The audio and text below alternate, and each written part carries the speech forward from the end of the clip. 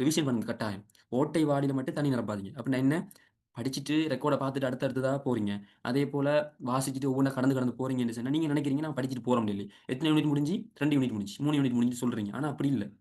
உங்களோட மைண்ட்ல அது எவ்வளோ நிக்குதுங்கிறது தான் விஷயம். அது எப்படி நிக்கும்? நீங்க ரிவிஷன் பண்ணாம போனீங்கன்னா, வாளில தண்ணி நிரப்பிட்டிருப்பீங்க. அது ஓட்டையால போய்க்கொண்டே இருக்கும். அப்ப நீங்க ரிவிஷன் பண்ணணும். ரிவிஷன் பண்றது ஒரு முறை இருக்குது. அதுதான் சொல்லுவாங்க எப்பிங் ஹவுஸ் கண்டுபிடிச்ச முறை.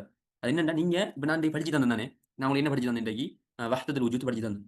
நான் படிச்சு தந்த கிளாஸ் நிப்பாட்டினா, இப்ப டைம் 7:52 வைங்களேன். 8 மணி 9 மணிக்கெல்லாம் ஒரு 60% உங்களுக்கு மறந்துரும். படிச்சு தந்த மாதிரி இருக்கும். ஆனா, திரும்ப கேள்வி கேட்டா தான் விளங்கும். உங்களுக்கு உங்களுக்கு விளங்கும். 60% எனக்கு மறந்திருக்குங்கிற விஷயம். இந்த நாள் முடியும்போது 80% உங்களுக்கு மறந்துரும். எனவே தான், நீங்க இந்த கிளாஸ் முடிஞ்சு 1 மணி நேரத்துக்குள்ள அத திரும்ப வாசிச்சு ஷார்ட் நோட்ஸ் எடுத்தீங்கன்னா, 60% காப்பாத்திறலாம். நீங்க நைட்டுக்கு தூங்குறதுக்கு முதல்ல ஒருக்கா படிச்சத நெனச்சு பார்த்தீங்கன்னா, நீங்க ஒரு 80% காப்பாத்திறலாம். அவர் மொத்தம் 7 தடவ மீட்டணும். எக்ஸாமுக்கும் இப்ப வரைக்கும் உள்ள 7 தடவ மீட்டணும். எப்படி 7 தடவ மீட்றது? 1 மணி நேரத்துக்கு போற ஒருக்கா உண்டு. 2வது இன்றைக்கு நைட்டுக்கு. 3வது நாளைக்கு. 3 நாள் மீட்டிட்டீங்க. 4வது 3வது நாள். இன்றையிலிருந்து 3வது நாள். இன்றைக்கு என்ன கிழமை? இன்றைக்கு வந்து ம் சனிக்கிழமையா? ஞாயித்துக்கிழமை. சனியா? ஞாயிறா? ஞாயித்துக்கிழமை.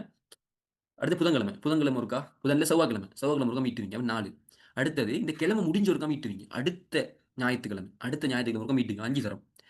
இப்ப 2வது கிழமை முடிய ஒருக்கா மீட்டுவீங்க. 6 தரம். அடுத்தது 3வது மாசத்துக்கு போற ஒருக்கா மீட்டணும். 7 தரம். 8 வரும் மொத்தம். அடுத்தது 6வது மாசத்துக்கு போற ஒருக்கா மீட்டணும். 8 தரம். இந்த 8 தரம் மீட்டினீங்கன்னா, அது 4 மனசுக்கு போகும். அதுக்கு ஒரு எக்ஸாம்ல நீங்க எழுதிட்டு வரையணும். சரியா? இத கட்டாயம் கடைப்பிடிக்கணும். எவ்வளோ படிச்சும் வேலை இல்ல.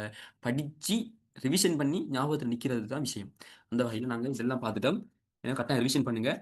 2வது யூனிட்